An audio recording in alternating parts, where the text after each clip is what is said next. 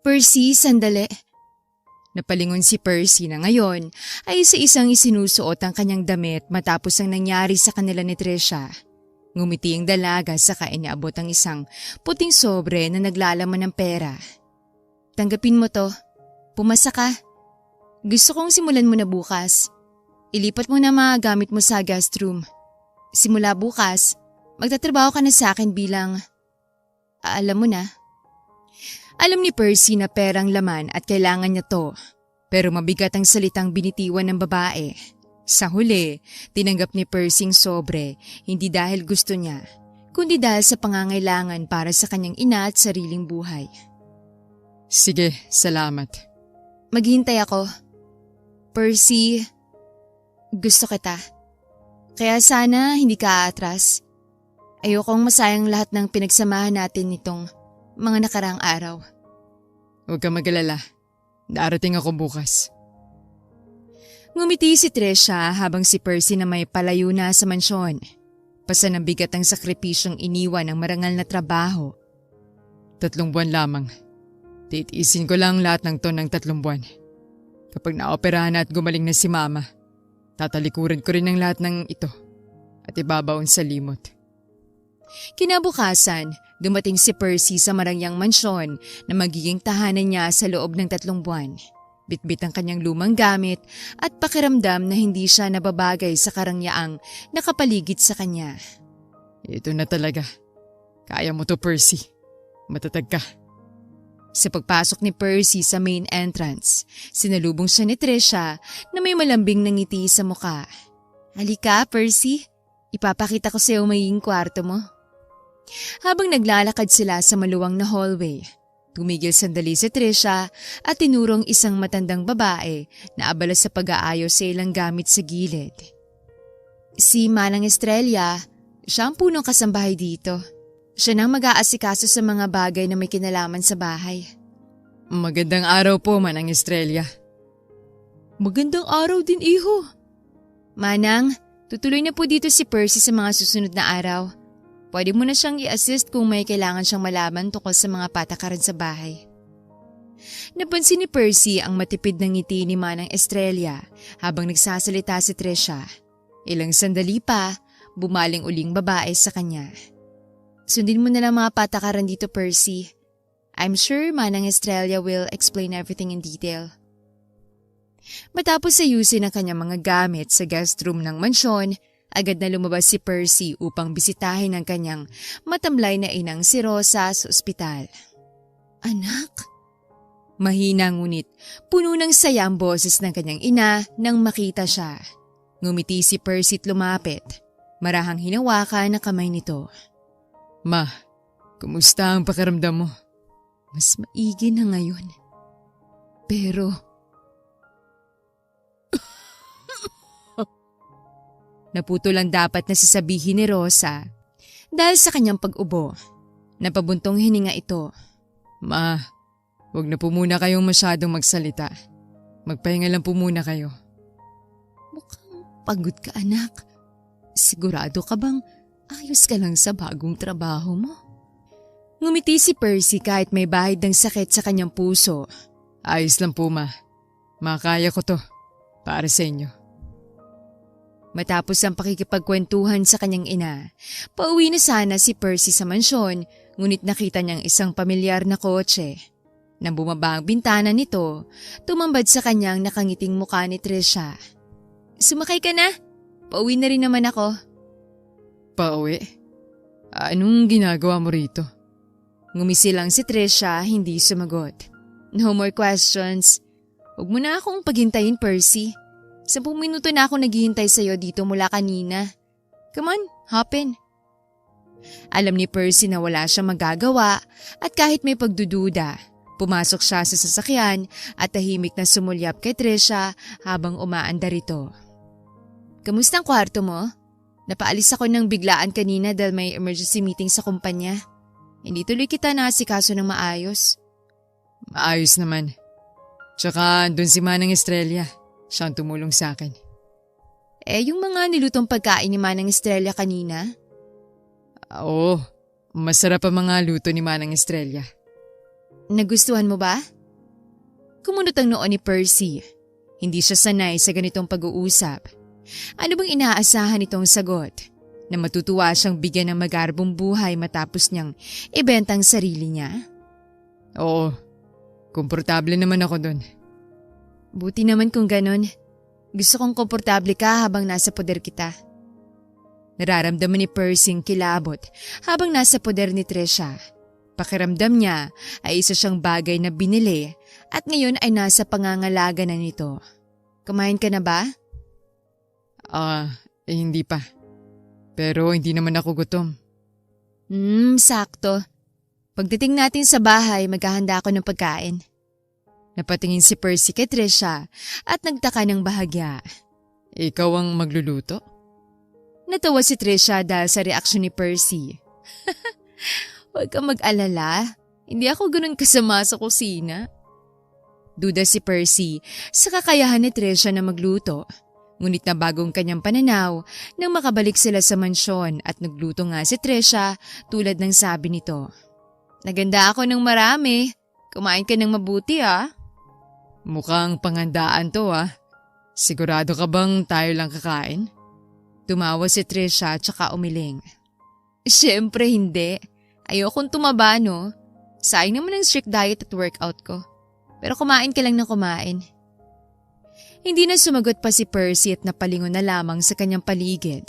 Habang dumadaan ang isang maid na may dalang pitsil ng tubig, nadulas ito at natapunan si Percy. Sir, pasensya na po! Agad na nataranta ang katulong at kumuha ng tissue upang punasan na binti ng binata, ngunit pinigilan siya ni Percy. Ako na. Ayos ka lang ba? Ang biglaang matalim at malamig na tingin ni Trisha ang nag-iwan ng malinaw na babala sa kanila ni Percy at sa katulong. Hindi na kailangang magsalita dahil sapat na ang tingin ni Trisha upang magdulot ng takot at tahimik na banta. Wala yun, Trisha. Hindi naman ako natapunan o nasaktan. Sige. Tara, kumain na tayo. Pwede bang sa susunod mag-iingat kayo? Paano kung mainit na tubig ang hawak mo kanina at hindi malamig? Napayuko ang katulong. Uminom naman si Trisha ng wine at nagpatuloy sa pagkain. Pagkatapos ng hapunan, naglakad si Percy papunta sa guest room para magpahinga.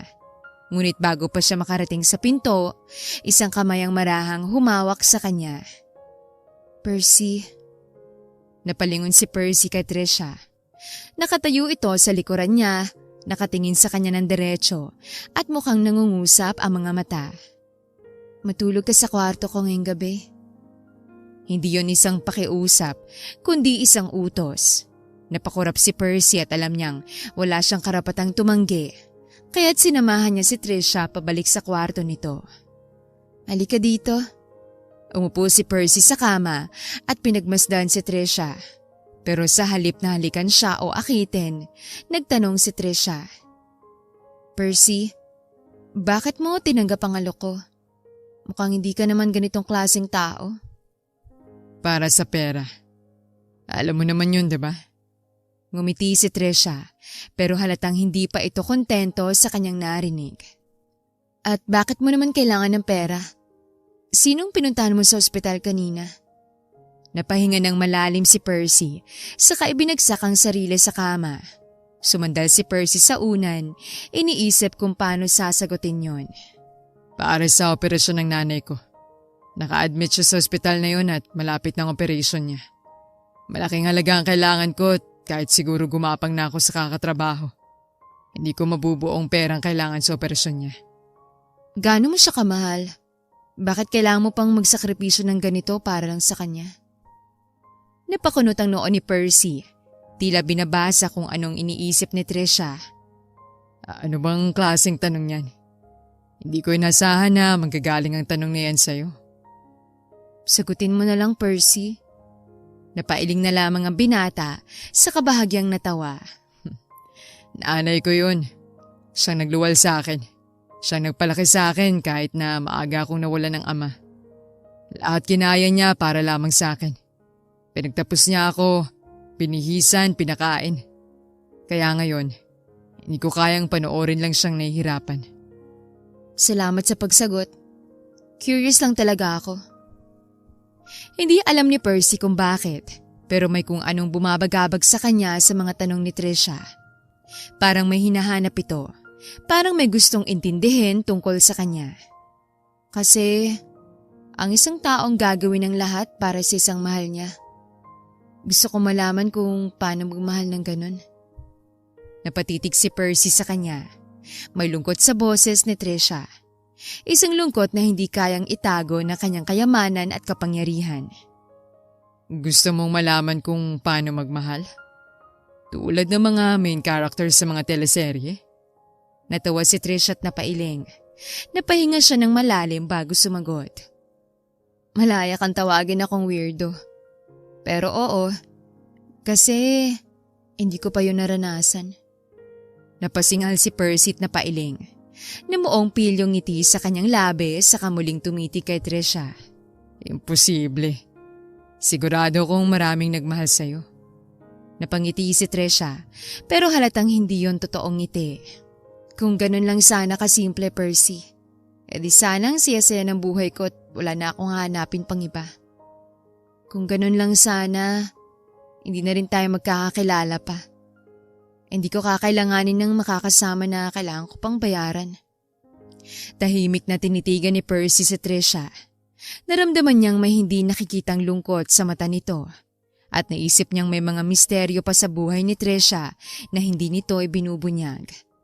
Pero ang totoo, hindi ko alam kung paano maging malambing. Kung paano maging totoo sa isang tao nang hindi natatakot. Anong kinatatakutan mo? Na kapag nagmahal ako, iiwan din nila ako. Na kapag nagpakita ako ng kahinaan, magiging dahilan lang yon para saktan nila ako. Napalunok si Percy. Hindi niya inasahan na may ganitong pananaw si Trisha sa pagmamahal. Ang akala niya, isa lang itong babaeng sanay sa layaw. Isang taong kayang bilhin ng lahat ng gusto niya, kasama na si Percy. Ganun ba ang pagmamahal para sa'yo? Isang bagay na dapat katakutan? Tingin mo, dito sa mansyon, gusto ba ako ng mga tao dito? Sa ngayon, mga katulong mo palang nakita ko. Mukhang di naman sila galit sa'yo. Pero bukod kay Manang Estrella, yung iba palaging takot sa'yo.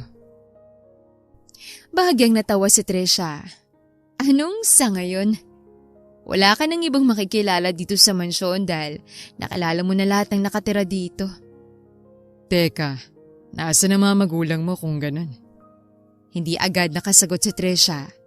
May pilit na ngiti ito sa labi at mukhang sinisikap na hindi gawing malungkot ang mood. 16 years old pa lang ako nung namatay ang lolo ko. Lahat ng meron ako ngayon, itong bahay, ang kumpanya ko, ang mga ari-arian ko. Lahat ng to pamana niya sa akin. Pagkatapos ng ilang buwan, nanay ko naman ang nawala. Ang papa ko iniwan ako dahil sa galit sa akin. Kasi hindi niya inasahan na sa akin mapupuntang lahat ng ari-arian ng lolo ko. Napatitig si Percy kay Trisha. Napansin niyang naluluha na ito, kaya naman naisip niyang ibahin na ang usapan. Alam mo kung bakit takot ang mga katulong mo? Masungit ka kasi. Malakas na natawa si Trisha dahil sa sagot ni Percy. Napahawak pa siya sa kanyang tiyan saka marahang napahampas sa braso ng binata. Alam mo, kaya gustong gusto kita eh. Kasi ikaw lang ganito sa akin. Palaging totoong sinasagot mo sa akin at hindi ka natatakot na gawin yon. Bahagyang napangiti si Percy saka pinikit ang kanyang mga mata. Ilang sandali pa, naramdaman niya ang marahang pagdampi ng malalambot na labi ni Trisha sa kanyang pisngi. Napadilat si Percy. Ano yun? Wala lang. Parang ang cute mo kasing tingnan kapag napapaisip ka. Bahagyang napangiti si Percy at umiling. Ngunit sa pagkakataong ito, muli siyang hinalikan ni Trisha sa labi. Ngayon, marahan na ito at mapanukso. Hindi ito tulad ng dati nilang halik. Tingin mo, naging masyadong mabait na ba ako sa'yo? Hindi ko rin alam kung bakit ito nangyayari sa akin. Kanina nung natapunan ka ng tubig, nainis ako. Gusto kong sisantayin yung katulong. Hindi naman ako ganun nun. Napatitig si Percy sa mga mata ni Tresha matapos itong magtanong. Hindi ko alam. Pero para sa akin, mas gusto kong ganito ka. Kesa sa nagsusungit sa ibang tao. Ah, ganun? Nangaasar ka ba? Muling inilapit ni Trish ang kanyang mukha kay Percy. Muli siyang bumulong sa binata. Binayaran kita para paligayahin ako pero bakit nahuhulog na ako sa'yo? Tingin mo ba, mahirap din akong mahalin? Umiling si Percy at marahang ngumiti. Walang taong mahirap mahalin. Kung hindi mo nararamdaman ang pagmamahal na gusto mo galing sa ibang tao, ibig sabihin lang nun, hindi kayo para sa isa't isa. Ikaw talaga, kahit sa mga salita mo, alam na alam mo kung paano ko pasayahin. Naging mas mapusok ang kanilang manghalik at unti-unting nawala ang alinlangan.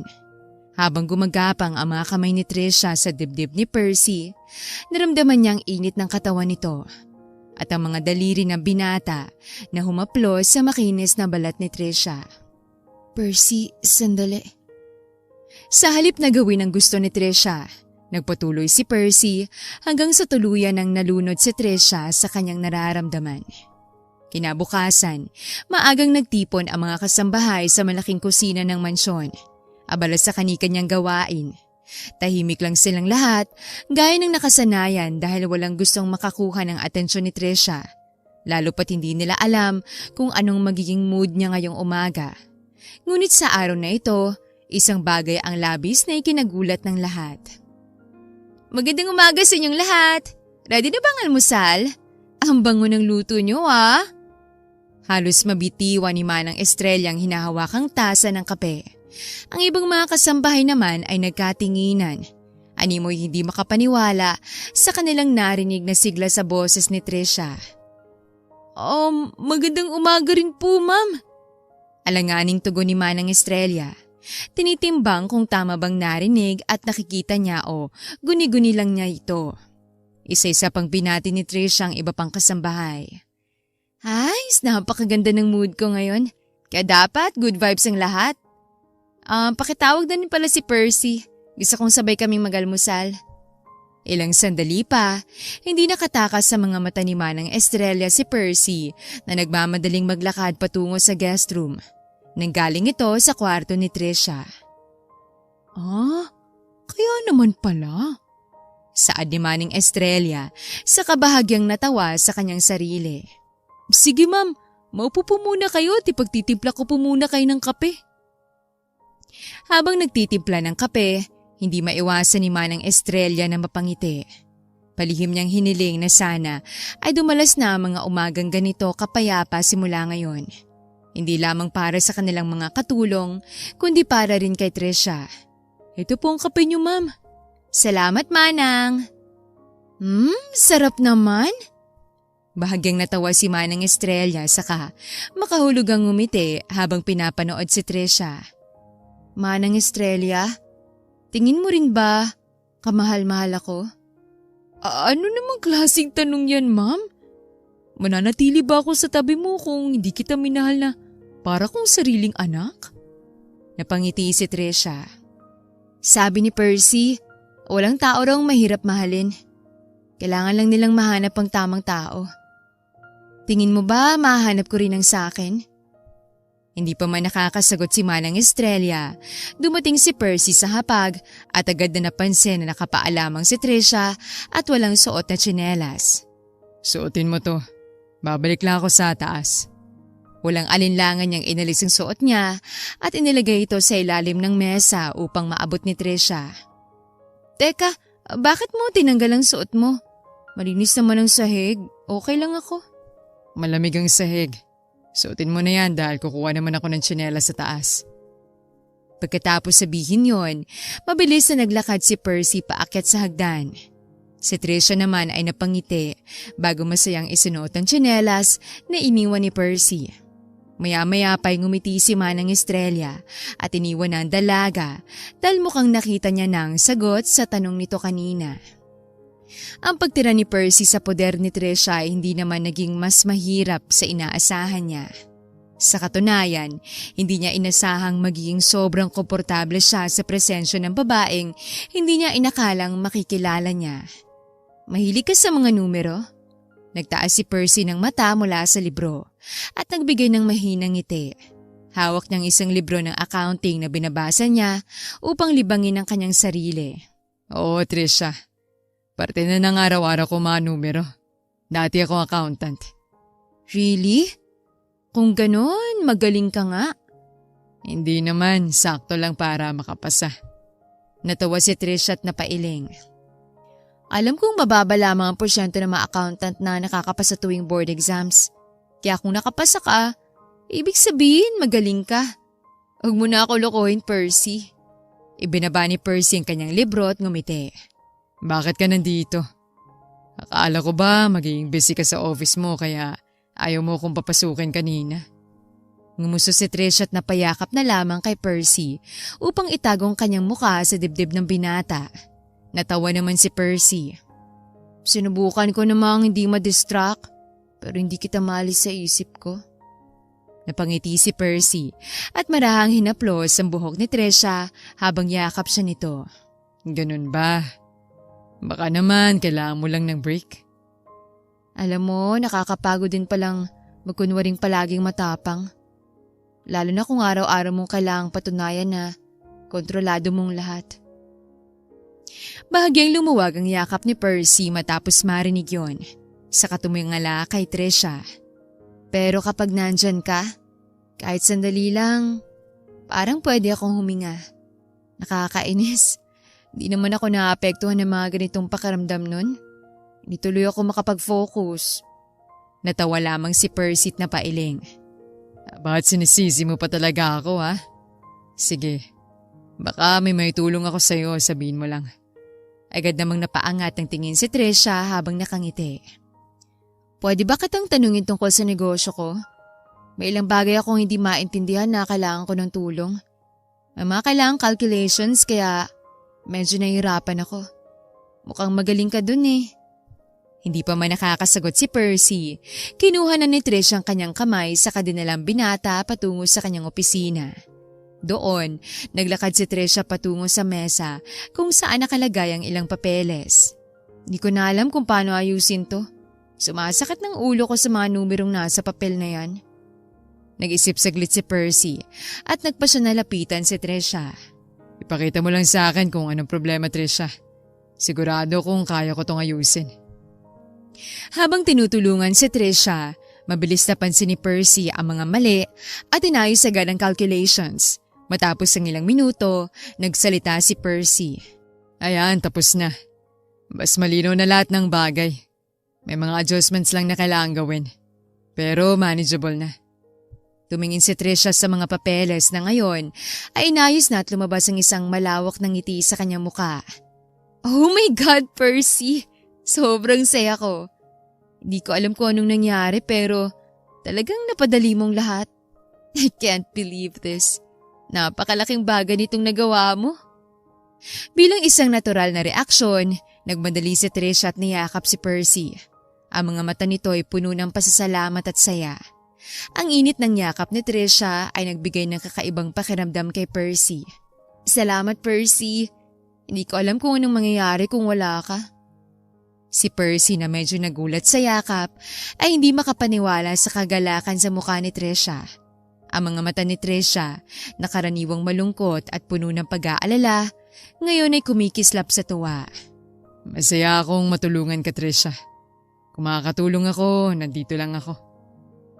Mas lumawak pa ang ngiti ni Trisha saka halos tumalon na sa tuwa. At dahil tapos na ang trabaho ko, tara, kain tayo sa labas. Kailangan pa ba yun? Ito lang naman ang nagawa ko. Ano ka ba? Napaka-stricto mo talaga sa sarili mo kahit kailan. Gusto ko lang bumawi. Please, sumama ka na, Percy. Naningkit ang mga mata ni Percy. Sabay silang natawa nang biglang magnakaw ng halik si Trisha sa kanyang labi. Tila naglalambing. Sige, magbibihis lang ako. Napangiti si Trisha at halos mapatalon sa tuwa. Pagkatapos magbihis ni Percy, Pinagmaneho niya si Tresha patungo sa isang seafood restaurant na may magandang view. Dito kami palaging kumakain ni Lolo nun. Paborito mo ba ang seafoods? Tumango si Tresha at ngumiti. Oo, sa dami ng pinagkakabalahan ko, ngayon ko lang uli naisipang pumunta dito. Noon sa tuwing may award ako sa school, dinadala ko ni Lolo dito. Nung nawala siya, dinala rin ako ni Mama dito para lamang kahit papano gumaan ang loob ko. Pero nung pareho na silang nawala, parang nawala na rin ako ng gana. Pero andito ka na, Percy. Kaya gusto kong kumain uli dito. Importante pala ang lugar na to para sa'yo. Marami ka sigurong masasayang mga alaala na nabuo kasama sila. Akala ko kakain lang tayo sa labas. Hindi ko alam na sa ganitong kaimportanteng lugar mo pala ako dadalhin. Well, importante ka na rin sa akin, Percy. Napaiwas ng tingin si Percy at napansin naman ito ni Tresha. Ayaw mo ba dito? Ha? Hindi. Tara, kain na tayo. Nagsimulang maghimay si Percy ng mga lobsters at ibinibigay yon kay Tresha. Dahil sa ginagawa niya, napakunot ang noon ng dalaga.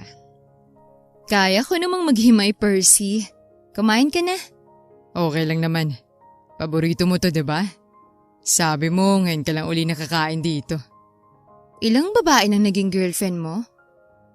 Napakunot ang noon ni Percy dahil sa tanong ni Tresha. Saan naman nanggaling ang tanong na yan? Mukhang sanay na sanay kang mangakit ng babae. Alam na alam mo kung paano kunin ang loob ko.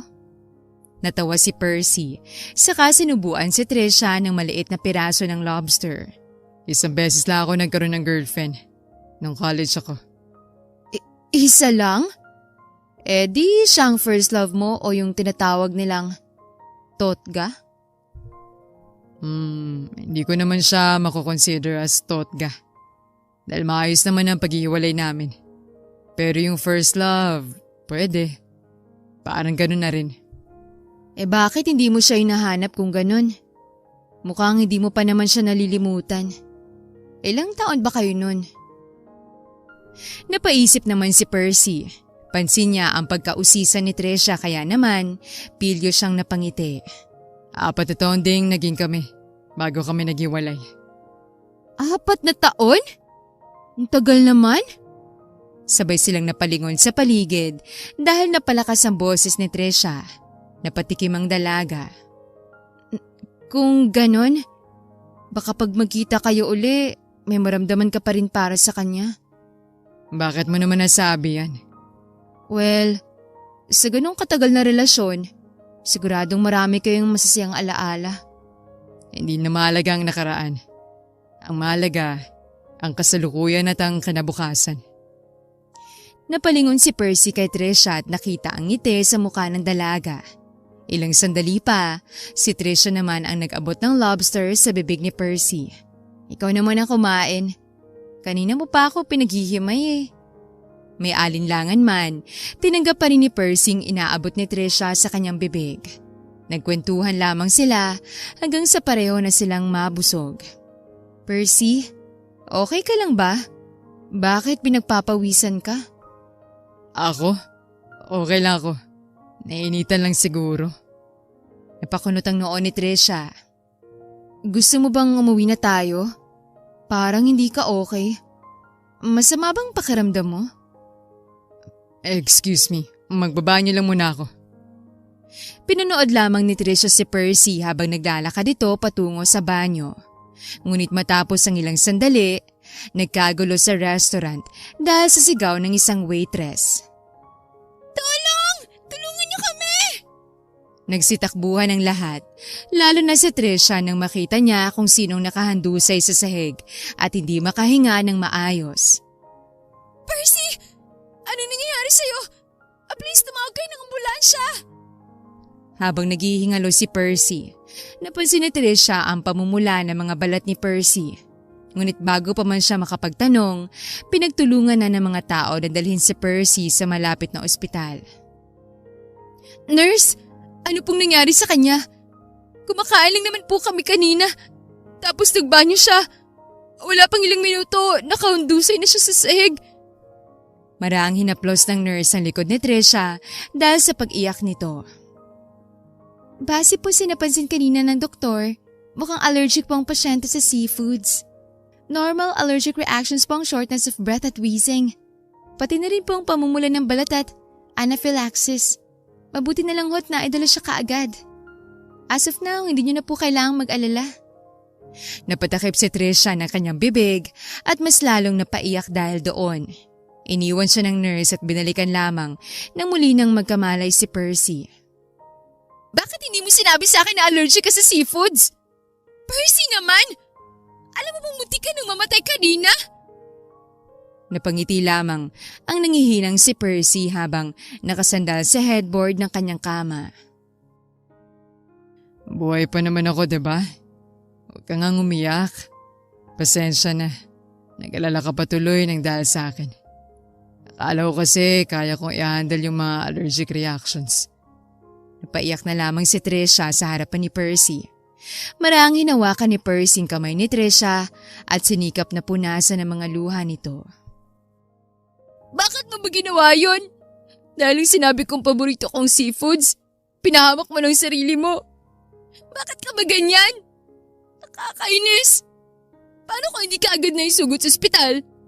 Hindi ko mapapatawad ang sarili ko. Marahang hinila ni Percy si Trisha palapit sa kanya hanggang sa mahiga na lamang ito sa kanyang kama habang umiiyak. Niyakap lamang niya si Trisha. Hindi ko na uli gagawin yun. Kaya huwag ka nang umiyak. Hindi lang yan, Percy. Ipangako mo sa akin na hindi ka nagagawa ng kahit na anong ikapapahamak mo para lang sa akin. Kahit na unahin mong sarili mo kaysa sa akin. Kahit na maging selfish ka, wala akong pakialam. Basta't hindi ka lang mapahamak tulad ng nangyari kanina.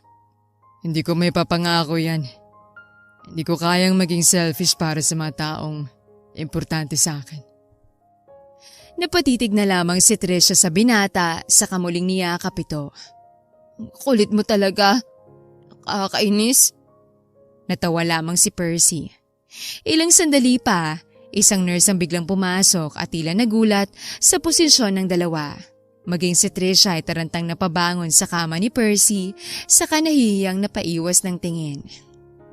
Lumipas sa mga araw at unti-unting nagbagong takbo ng mundo ni Percy. Ang trabaho niya sa buhay ni Trisha ay nagsimulang lumampas sa inaasahan niyang hangganan. Nagiging totoo na ang bawat sandaling kasama niya si Trisha. Kapag nagkaanak ako, lahat ng pagmamahal sa mundo, ibibigay ko sa kanya. Napalingon si Percy kay Trisha. Kasalukuyan silang nakahilata sa damuhan ng malaking garden ng mansyon. Masaya ako malaman na hindi ka takot magkaroon ng pamilya sa kabila ng mga pinagdaanan mo. Oo naman, yun ang revenge ko. Ang ipakita sa ama ko na nabuhay ako sa kabila ng pang-iiwan niya sa akin. Napatitig muli si Percy sa kalangitan. Sana ganito lang kapayapang bawat araw. Kung pwede lang mabuhay nang walang kailangang harapin na problema. Siguro madaming taong makikita kung gaano talaga kasaya ang buhay. Napabangon naman si Trisha mula sa kanyang pagkakahiga upang lumapit kay Percy.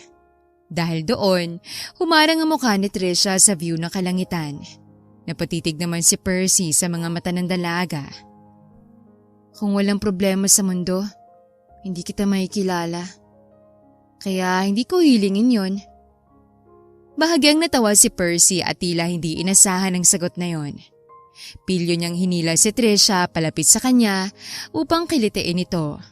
Hanggang sa magkayakap na sila sa damuhan at parehong nakatitig sa isa't isa. Ngayon nang uli ako naging ganito kasaya dahil sa'yo. Kung pwede ko lang sana itigil ang oras, gagawin ko. Bakit naman kailangan mo pang itigil ang oras? Andito lang naman ako. Natatakot ako na baka may hangganan din ang lahat ng to. Napatitig si Percy kay Trisha. Doon pa lamang nakaramdam din siya ng bahagyang lungkot. Hindi ko alam. Kung mangyayari man yan, sigurado kong hindi kita basta-bastang malilimutan. Kahit na sinabi ko sa sarili ko noon na pagkatapos ng 3 buwan, ibabawon ko na ang lahat ng to sa limot. Sinabi mo yun sa sarili mo? Tumango si Percy saka marahang hinaplos ang pisngi ni Trisha. Akala ko noon, magiging bangunguto ng buhay ko. Pero nauwi ang lahat sa hindi inaasahan. Sino mag-aakala na magiging ganito ako kalapit sa'yo? Percy, Hindi natuloy si Trisha sa kanyang sasabihin dahil pinigilan siyang magsalita ni Percy gamit ang daliri nito. I love you, Trisha. Napangiti si Trisha at marahang hinalikan si Percy. Ilang sandali pa, tumigil siya upang magsalita. Mahal din kita, Percy. Napangiti si Percy. Ang mga salitang yon ang pinakamasarap sa pakiramdam na nadinig niya sa araw na yon. Habang maiging tinititigan ang bawat emosyon sa mga mata ni Trisha, hindi niya na napigilan pang halikan ito uli sa labi. Ngunit hindi lamang puro sayang naramdaman nila Trisha at Percy. May mga pagkakataon ring sumubok sa kanilang mga emosyon. Sino naman kaya yan? May padala-dala pa ng bulaklak.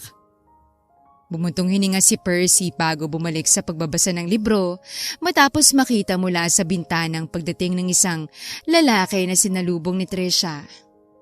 Hindi ko naman problema to. Ilang sandali pa, bumukas ang pinto ng opisina. Hindi sanay si Percy na makitang may ibang tao sa buhay ni Trisha. Sa mga araw na magkasama sila, parang si Trisha lang at siyang nasa kanilang sariling mundo. Oh, Percy! Halika dito. This is Jacob, my childhood friend. Jacob, this is Percy. Nice to meet you, Percy. Sabi ni Jacob na may formal na tono, pero may bahagyang nakatagong pagsusuri sa kanyang mga mata. Hindi ko alam na may childhood friend ka. Hindi mo na kwento sa akin. Natawa lang si Trisha, halatang hindi nararamdaman ang tensyon sa kwarto. Siyempre naman, hindi naman ako lumaki ng mag-isa. Tsaka Jacob has been my friend since I was 5. Tahimik lang si Percy habang pinapanood sina Trisha at Jacob. Hindi niya gusto ang pagiging malapit ng dalawa, lalo na ang tawa ni Trisha sa harap nito.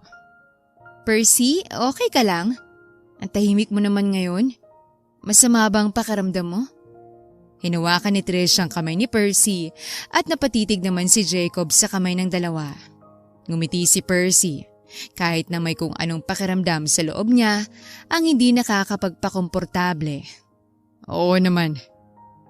Habang abala sa tawanan sina Trisha at Jacob, unti-unting sumisikip ang dibdib ni Percy.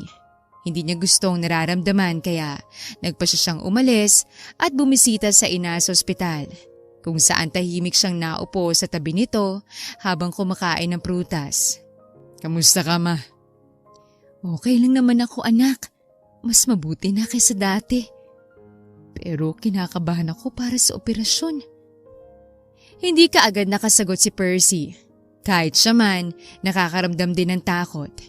At siguradong ang takot na nararamdaman ni Percy ay walang-wala sa nararamdamang takot ng kanyang ina. Kakayanin mo yan, ma. Malakas ka. Para sa'yo, Percy. Kakayanin ko. Pag nakalabas ka na dito, ipapasyal kita sa maraming magagandang lugar. Makakainin kita ng marami. Siyempre, yung mga healthy. Pero sisiguraduhin kong tataba ka uli. Oh, bakit parang mas excited ka ngayon? Mukhang may bago kang inspirasyon. Natawa si Percy. Meron. Papakilala ko po siya sa inyo pagkatapos ng operasyon niyo. Siguradong magugustuhan mo siya. Kaya dapat magpalakas ho kayo. Anak. Bumuntong hininga si Rosa, saka tumingin ng diretso kay Percy. Alam kong ginagawa mong lahat para lamang mapagamot ako. Paano mo nagawang bayaran ng gasto sa operasyon? Napatingin si Percy kay Rosa at saglit na natigilan. Hindi niya alam kung paano sasagutin ito. Sasabihin ba niya ang totoo? Hindi. Kahit kailan, hindi sasabihin ni Percy ang totoo sa kanyang ina. Huwag mo na yung isipin, ma. Ang mahalaga, gagaling ka pagkatapos nito. Ang gusto ko lang makasama ka ng mas matagal. Pinagmasdan ni Rosa ang kanyang anak na para bang hinuhuli ang kasinungalingan sa mukha nito. Pero sa huli, tumangulang si Rosa at muling hinigpitan ang pagkakahawak sa kamay ni Percy. Anak, di ka naman nasasangkot sa delikadong gawain, di ba? Ayoko ipahamak mong sarili mo dahil mas hindi ko kakayanin yun. Umiling si Percy sa kamarahang ngumiti. Ngunit sa kaloob-looban niya, ang mga salitang yon ay parang isang mahigpit na yakap ng pagmamahal galing sa kanyang ina. Salamat anak, maraming salamat sa lahat. Napakaswerte ko talaga na ikaw ang anak ko. Naluluha si Percy habang iniisip ang pagmamahal ng ina at ang nakaraan na gusto na sana niyang kalimutan. Lalo na ngayon na lumalalim ang damdamin niya kay Trisha. Pagbalik niya sa mansyon, tahimik ang paligid at nadatnan niya si Trisha sa sala. May hawak na alak. Agad lumapit pagkarating niya. Ang tagal mo? Bakit? May kailangan ka ba sa akin? Anong? Bawal bang mag-alala sa'yo? Bigla ka lang umalis nang walang pasabi. Hindi ka rin makontak. Paano hindi ako mag-aalala? May bisita ka naman kanina. Kaya umalis na lang muna ako para hindi makaistorbo. Bakit parang galit ka? May ginawa ba ako sa'yo? Hindi agad nakasagot si Percy. Hindi niya rin alam kung bakit siya naiinis. O baka alam niya pero hindi niya lang matanggap. Wala akong sinasabi. Matapos sabihin yon, dire-diretsong naglakad si Percy papunta sa guest room. Teka, bakit papunta ka sa guest room? Hindi ba't nag-usap na tayo na doon tayo sa kwarto ko at hindi mo nagagamitin ang guest room? Hindi naman sumagot si Percy at nagpatuloy lang sa pagpasok sa kwarto. Inilapag niya ang kanyang mga gamit, saka inalis ang kanyang suot na t-shirt. Hinalungkat niya ang cabinet upang maghanap ng maisusuot na damit. Galit ka ano? Galit ka ba dahil sa pagbisita ni Jacob? Hindi nga. Wala naman akong pakialam sa kanya. Pero halata sa mukha mo. Teka, apektado ka ba talaga? Tumawa si Percy. Pero wala yung halong saya at tanging sarkasmo lang. Bakit naman ako maapektuhan? Kumunot ang noon ni Trisha saka inilapag ang kanyang wine glass sa mesa. Lumapit siya kay Percy. Nagsiselos ka ba sa kanya? Percy, magsabi ka na lang ng totoo. At kung oo, ano naman ang magbabago? May karapatan ba akong ipaglayo kayo? Hindi mo naman ako boyfriend. Mas lumapit si Trisha kay Percy at confident na tinitigan ng binata sa mga mata nito. Oo, gagawin ko yon kung yun ang makakapagpaalis dyan sa busangot mong muka. Natahimik si Percy sa sagot ni Trisha. Sa halip na magsalita, hinila niya si Trisha sa bewang. Ikinagulat ito ng dalaga. Anong ginagawa mo? Bahagyang nanginig ang boses ni Trisha, dala ng gulat.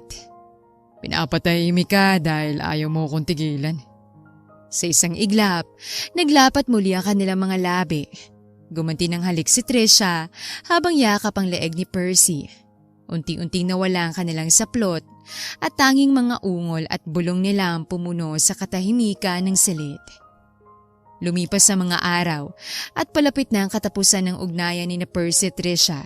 Ngunit sa gitna ng bilis ng mga pangyayari, hindi nila ito inintindi. Hanggang sa isang tahimik na hapon, dumating ang isang itim na sasakyan sa mansyon. Bumaba mula rito ang ama ni Trisha na si Victor. Anong ginagawa mo rito? Hindi agad na sumagot si Victor. Sa halip, pinagmasdan niya ang paligid na para bang sinusuri ang mansyon ng anak na hindi man lang niya tinulungang itayo. Kailanman, hindi mo ako inibitahan dito. Ganyan ba dapat ang salubong mo sa sarili mong ama? Napangisi si Trisha, pero hindi yon isang ngiti ng kasiyahan. Bakit kita aanyayahan? Ni minsan, hindi ka pumunta rito sa tuwing kailangan kita.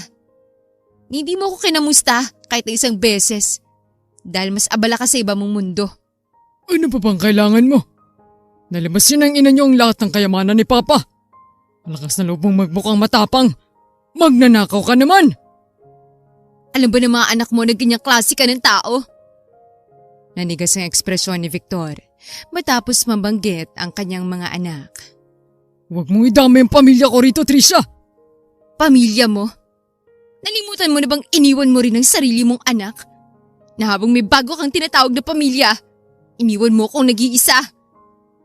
Alam mo, isa kang malaking pagkakamali. Hindi dapat tayo nagkita. Hindi dapat ako nagpadala sa mga kasinungalingan ng nanay mo. Isa siyang oportunista. Isang manloloko. Bakit ka naman nagrereklamo na iniwan kita? Mas mayaman ka pa sa akin kahit na minor de edad ka pa lang nun. Nakalimutan mo na ba? Nilimas yun ng nanay mong lahat ng ari-arian ng papa ko. Nakita ni Percy kung paano nanlabo ang mga mata ni Trisha sa galit. Ang kanyang mga kamao, mahigpit na nakasara. Huwag mong bastusin ang nanay ko. Wala kaming ninakaw. Lahat ng yon, binigay sa akin ni Lolo bago siya mamatay. Kasalanan ko ba ako mas katiwa-tiwala ako kasi sarili niyang anak? Tumawa lamang si Victor, saka napasapo ng kanyang noo. Sigurado ka ba na mas katiwa-tiwala ka talaga kasi sa akin? O baka naman binilog din ng mama mong ulo niya? Simula nung namatay sila mama at lolo, wala nang naiwan para sa akin bukod sa lahat ng pera at bahay ni Lolo. Lahat, tinis ko ng mag-isa. Buong buhay ko, ulit-ulit mong ibinabaon sa utak ko ay hindi ko karapat-dapat na mahalin. Na dapat mapag-isa lamang ako habang buhay. Pero ngayon, hindi na e-epekto sa akin lahat ng mga sinasabi mo. Alam ko na kung gaano ko kahalaga. Maaaring hindi sa sarili kong ama. Pero sa tao na mas minahal ako ng higit pa sa kahit na sino. Oh, mukhang galit na galit ka. Bakit? Hindi ba totoo? Matigas na sagot ni Victor. At alam mo kung anong mas masakit? Na ikaw, anak niya, ay magiging katulad niya rin. Wala ka ibang alam kundi ang gamitin ng mga tao. Sabihin mo nga, sino sa tingin mo talagang magmamahal sa'yo ng totoo? Sino magtitiis sa isang babaeng tulad mo? Pagkatapos sabihin ang mga malulupit na salitang yon, biglang bumaling ang malamig na tingin ni Victor kay Percy. Ikaw, ngayon lang kita nakita. Bagong laruan ka ba nitong si Trisha? Ano, naluloko mo rin ba ang sarili mo? Huwag kang magpapadala sa kanya, bata. Kung gusto mo lang siyang perahan, gawin mo. Pero huwag kang magpapagamit sa kanya. Tuso yan, tulad ang ina niya. Tahimik na nagpalitan ng titig sina Percy at Victor. Ramdam ni Percy ang pangmamaliit sa mga mata nito, pero hindi siya natinag. Hindi ho ganyan si Trisha. Ano pong alam niyo tungkol sa kanya? Hindi naman po kayo nagpakatatay kay Trisha. Napangisi si Victor sa kamariing tinitigan si Percy. Ginagamit ka lang niya. Tandaan mo yan. At sa huling sulyap na yon, tumalikod si Victor at lumabas ng mansyon matapos iwan ang malamig na hangin ng puot sa kanyang yapak.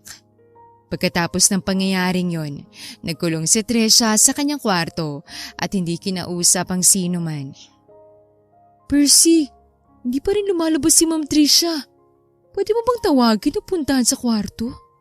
Kanina pa hindi kumain yun, tapos maghahating gabi na ngayon.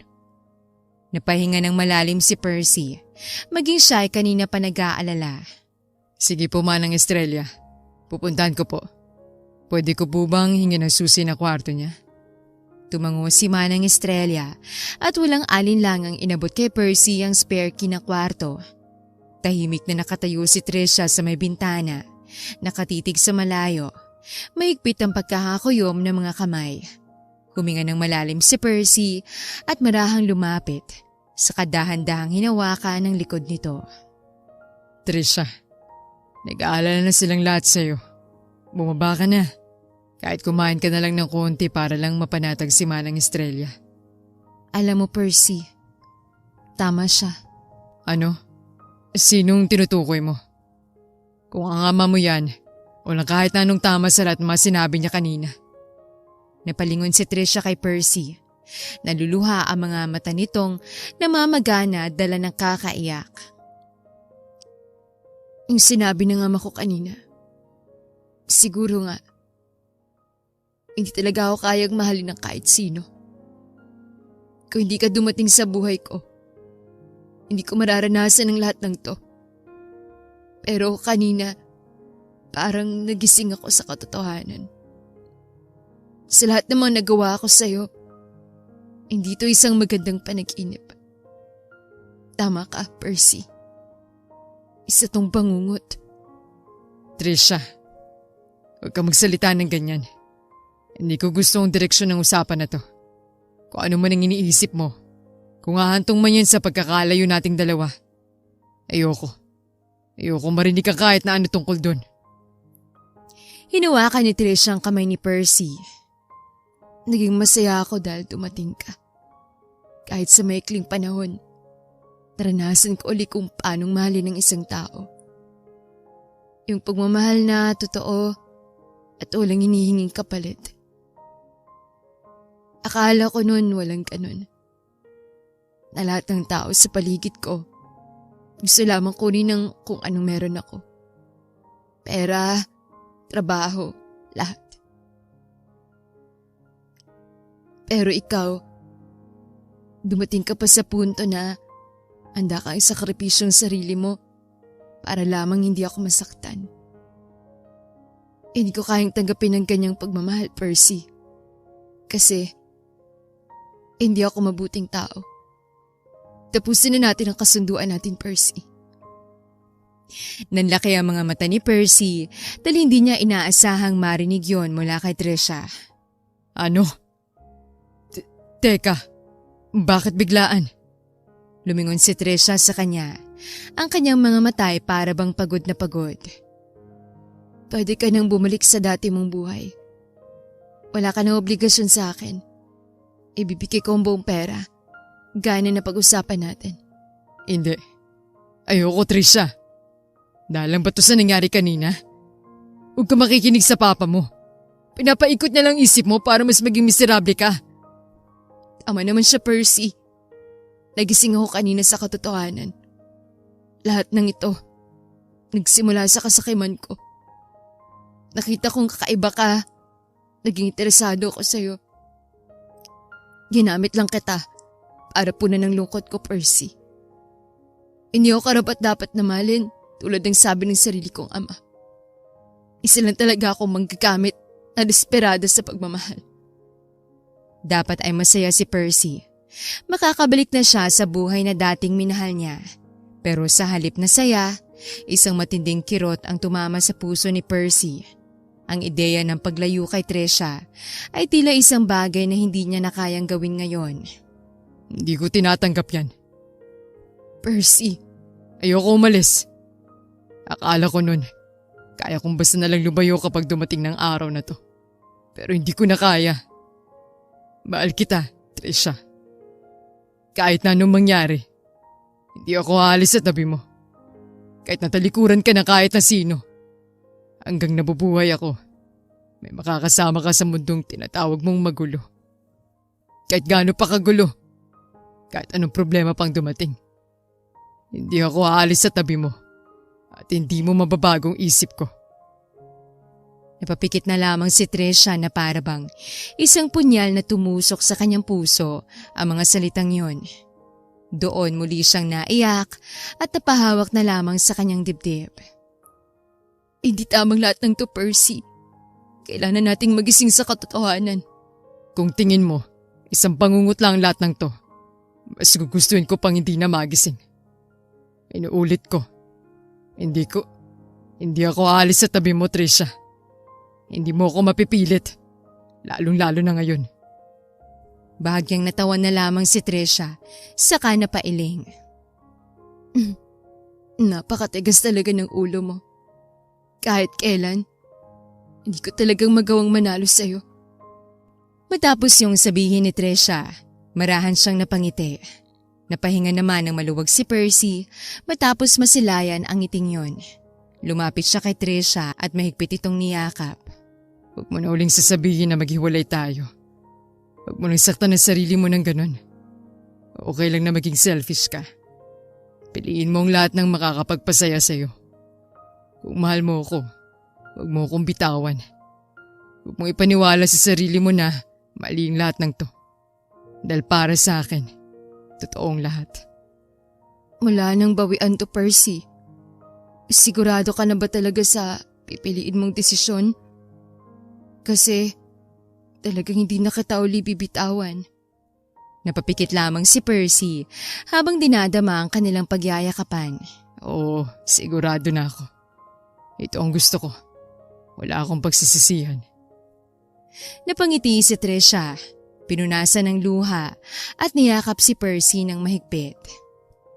Sa gabing yon, tuluyan na nilang tinalikuran ang ideya ng kontrata dahil simula sa gabing yon, alam nilang totoo na ang lahat. Sa loob ng mansyon, abala si Percy kasama si naman ng Estrella at ibang mga kasambahay. Habang nag-aayos ng dekorasyon at pagkain, hindi mapakali si Percy. Sinisiguradong perpektong lahat bago dumating si Trisha mula sa kanyang pagbisita sa kumpanya.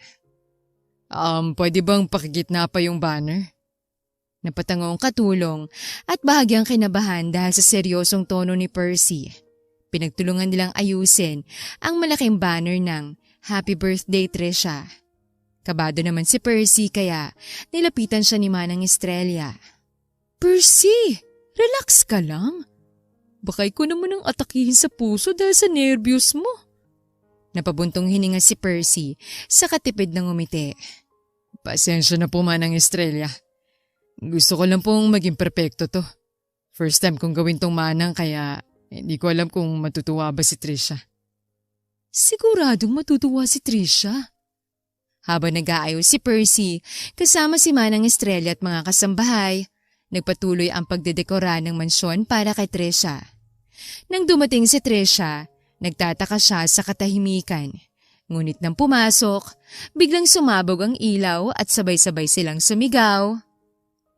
Happy birthday! Napahinto si Trisha, hindi makapagsalita. Sa harap niya, may mahabang hapagkainan na puno ng masasarap na pagkain, may cake na may nakasulat na kanyang pangalan at isang dekorasyong malinaw na pinaghirapan nilang lahat.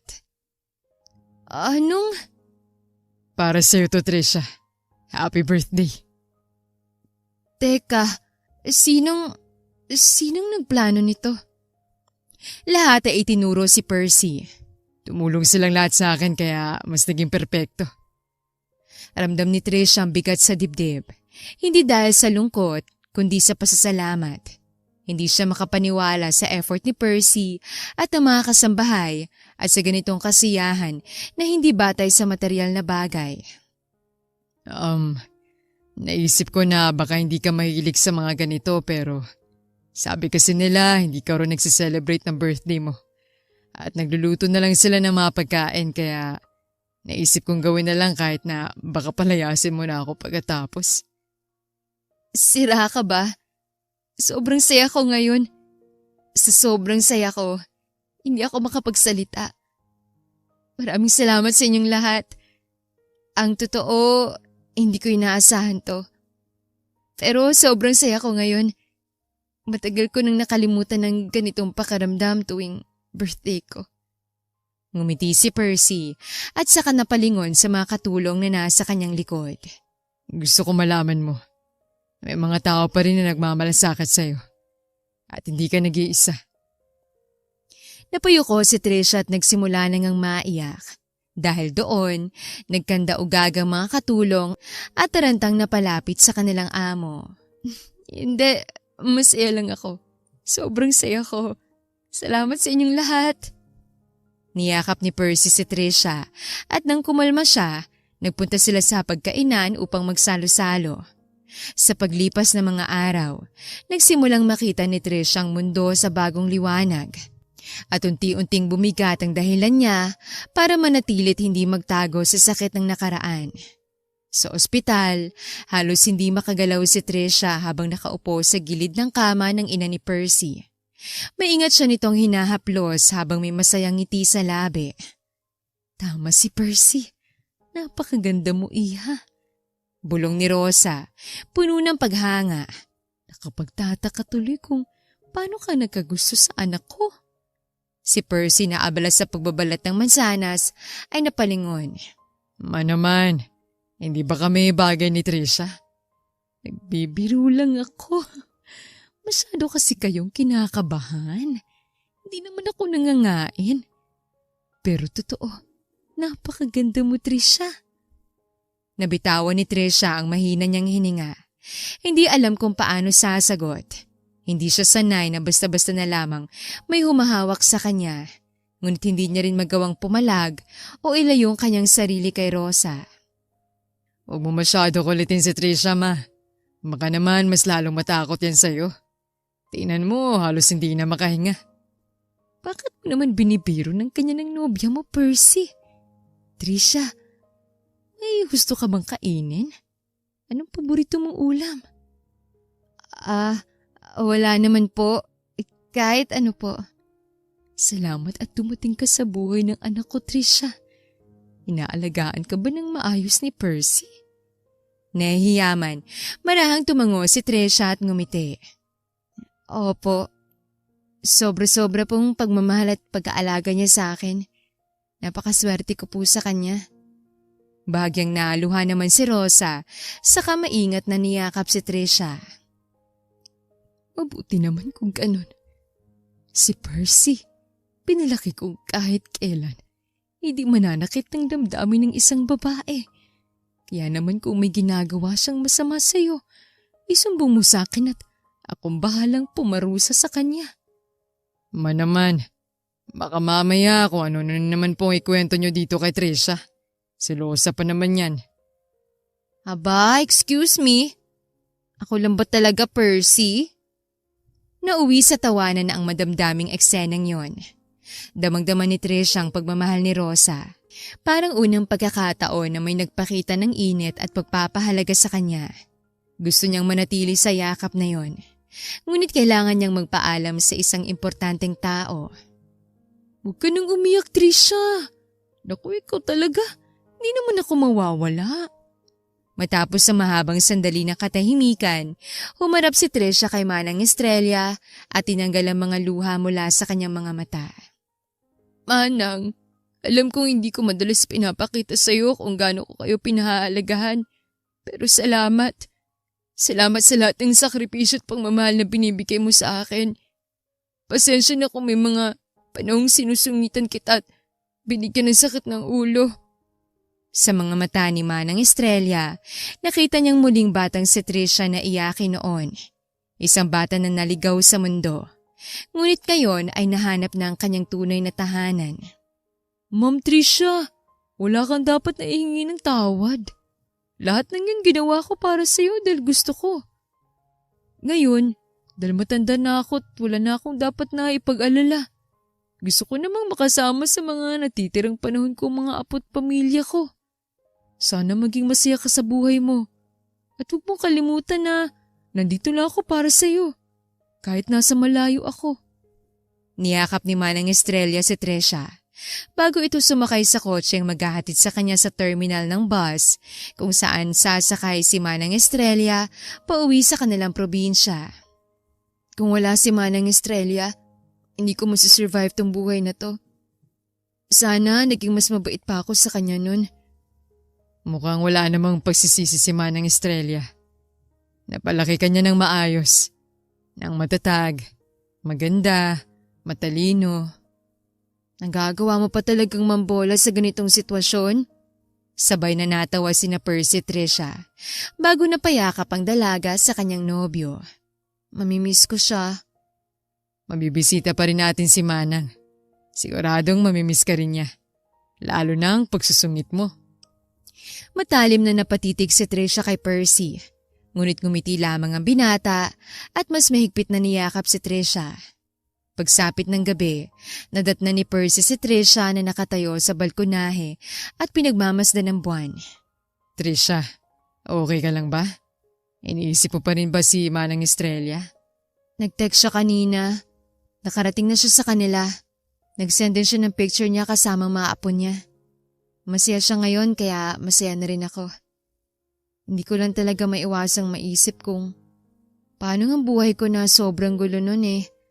Pwede palang maging ganito kakapayapa. Anson ka na naman. Sasabihin mo na naman bang hindi mo deserve ang lahat ng to? Napalingon si Trisha at natawa. Sisermonan mo na naman ba ako? Huwag kang mag-alala. Hindi ganun ang iniisip ko. Sobrang thankful lang ako kaya kinakausap ko si Lord sa isip ko. Kahit na baka hindi niya ako naririnig ngayon. Kung ganun, kakausapin ko rin siya mamaya. Para magpasalamat dahil pinagtuos niya ang landas natin. Napalingon si Trisha kay Percy. Ngunit bago pa siya makasagot, biglang sumama ang pakiramdam niya. Napatakbo siya sa banyo at napaduwal. Agad siyang sinundan ni Percy, puno ng pag-aalala. Trisha, nagtitake ka pa rin ba ng contraceptive pills? Natigilan si Trisha dahil sa tanong ni Percy. Hindi. Ang huling pag-take ko, 2 buwan ang nakalipas. Oh my God. Paano nawala yun sa isip ko? Dahil doon, dali-daling napatakbo si Percy papunta sa garahe at napabili ng pregnancy test sa pinakamalapit na pharmacy. Matapos siyang makabalik, wala silang sinayang na oras at agad nilang tiningnan ang resulta. Anong resulta? Kailangan nating maghintay ng ilang segundo. Halos manginig ang kamay ni Trisha nang mamuong 2 guhit sa 3 piti na ginamit niya. Percy, positive, buntis ako. Halos hindi makapagsalita si Percy sa pagkakataong yon. Nag-uunahan ng saya at gulat sa kanyang sistema. Ngunit hindi niya rin mapigilan ang maluha. Nang makita ni Trish ang saya sa mga mata ni Percy, napangiti siya at naluha na rin. Magiging mga magulang na tayo. Mahigpit na niyakap ni Percy si Trisha habang malalim ang paghinga.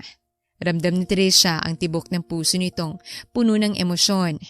Alam nilang hindi magiging madali, pero ang bagong buhay na darating ay gusto nilang harapin ng magkasama.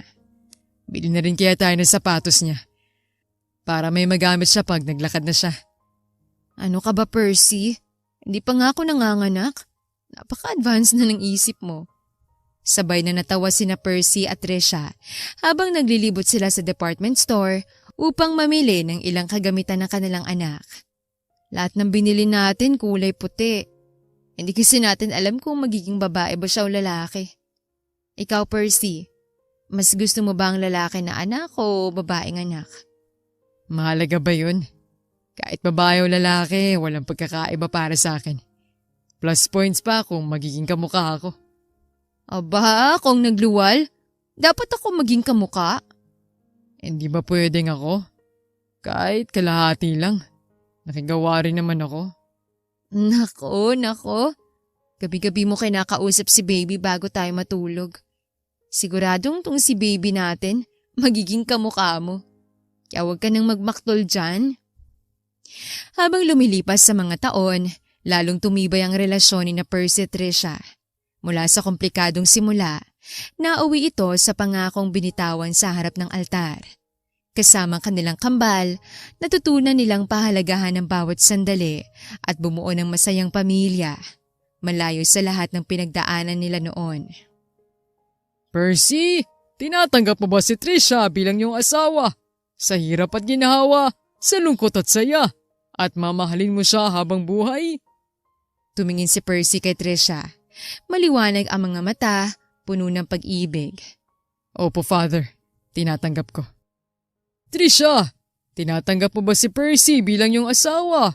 Sa hirap at ginhawa, sa lungkot at saya, at mamahalin mo siya habang buhay? Ngumiti si Trisha sabay tango. Opo, tinatanggap ko po, Father. Nagpalakpakan ng lahat habang naghahayag ang pari. Sa bisa ng kapangyarihan ng Diyos at ng simbahan, dinideklara ko kayong mag-asawa. Maaari mo nang halikan ang iyong asawa. At sa gitna ng bulaklak, musika at mga palakpak, muling naglapat ang kanilang mga labi.